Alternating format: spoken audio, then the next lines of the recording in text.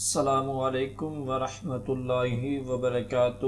ناظرین، آج ہم آپ کے لیے ایک نیا واقعہ لے کر حاضر ہوئے ہیں جو کہ بہت ہی خوبصورت واقعہ ہے۔ یہ واقعہ قرآن مجید سیدنا رسول کریم صلی اللہ تعالی علیہ وسلم کے عظیم معجزات میں سے ایک قرآن مجید ہے، جو ایسا زبردست معجزہ ہے کہ جو قیامت تک باقی رہے گا، اور جس کا مقابلہ باطل سے نہ تو آپ صلی اللہ تعالی علیہ وسلم کی حیات ظاہری میں اور نہ آج تک آپ صلی اللہ تعالی علیہ وسلم کے وصال فرمانے کے بعد ہو سکا۔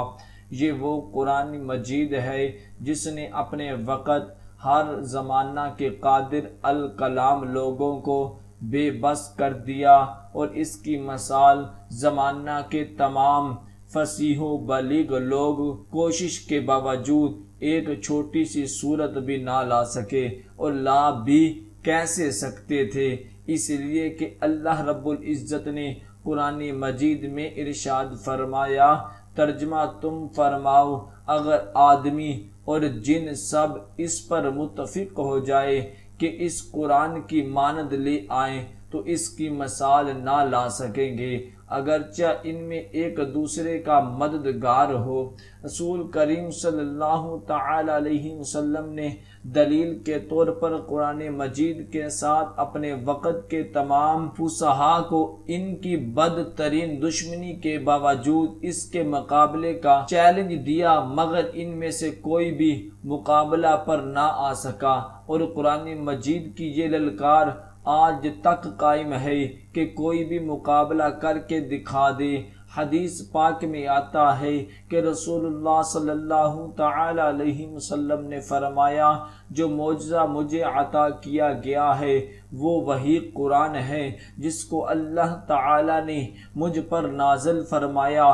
قرآن مجید کا ایک اعجاز یہ بھی ہے کہ اس کی آیات سن کر بڑے بڑے قادر الکلام لوگ مبعوث ہو گئے۔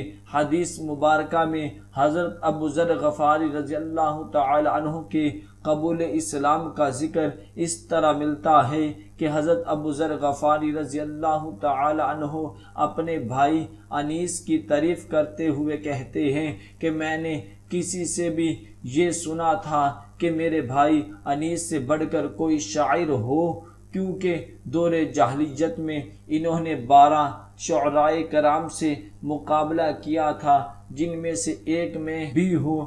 جب میرے بھائی مکہ مکرمہ گئے تو وہاں سے رسول کریم صلی اللہ تعالی علیہ وسلم کی خبر لائے۔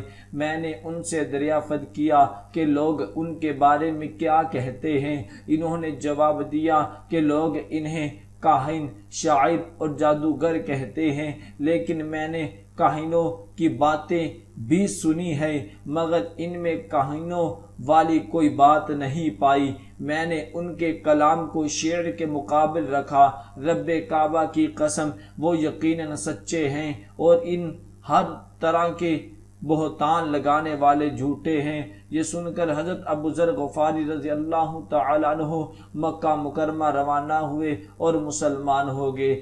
ولید بن مغیرہ عرب کا نامور فصیح و بلیغ شاعر تھا۔ ایک دن رسول کریم صلی اللہ تعالی علیہ وسلم قرآن مجید کی تلاوت فرما رہے تھے۔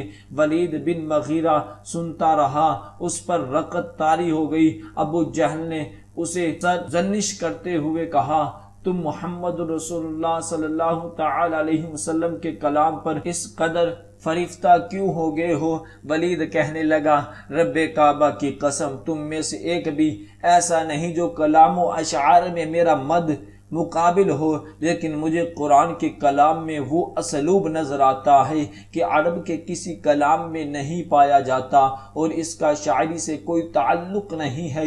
جب عتبہ بن ربیع نے قرآن مجید سنا تو اپنی قوم سے مخاطب ہو کر کہنے لگا، میں نے کوئی ایسی چیز نہیں چھوڑی جسے سیکھا اور پڑھانا ہو، لیکن رب کعبہ کی قسم میں نے یہ کلام ایسا سنا ہے کہ اس جیسا پہلے کبھی نہ پڑھا اور نہ سنا۔ یہ نہ تو شاعر ہے، نہ جادو، نہ کہانت ہے۔ قرآن مجید کی عظیم و شان فصاحت و بلاغت کا یہ اعجازی تو ہے۔ اللہ تعالیٰ نے ایک اور مقام پر کفار کو چیلنج کرتے ہوئے فرمایا، ترجمہ: اے محبوب آپ فرما دیجئے کہ اگر تم لوگوں کو اس میں کچھ شک ہو جو ہم نے اپنے خاص بندے پر نازل فرمایا ہے تو تم اس جیسی ایک ہی صورت لے آؤ اور اللہ کے سوا اپنے حمایتیوں کو بلا لو اگر تم سچے ہو۔ قرآن مجید کا یہ بھی اعجاز ہے کہ آج 1400 برس سے زائد کا عرصہ گزر چکا ہے، لیکن قرآن حکیم جس طرح نازل ہوا تھا اسی طرح مکمل طور پر محفوظ ہے، اس میں کسی قسم کی تبدیلی واقع نہیں ہوئی۔ قرآن مجید میں ہی ارشاد باری تعالی ہے، ترجمہ: بے شک ہم ذکر کو نازل فرمانے والے ہیں اور ہم اس کی حفاظت کے ذمہ دار ہیں، یعنی بے شک ہم نے یہ قرآن مجید اتارا ہے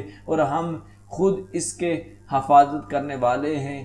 دعا ہے کہ اللہ تبارک و تعالی ہم سب کو ان کلمات پر عمل کرنے کی توفیق عطا فرمائے۔ صدق اللہ العظیم۔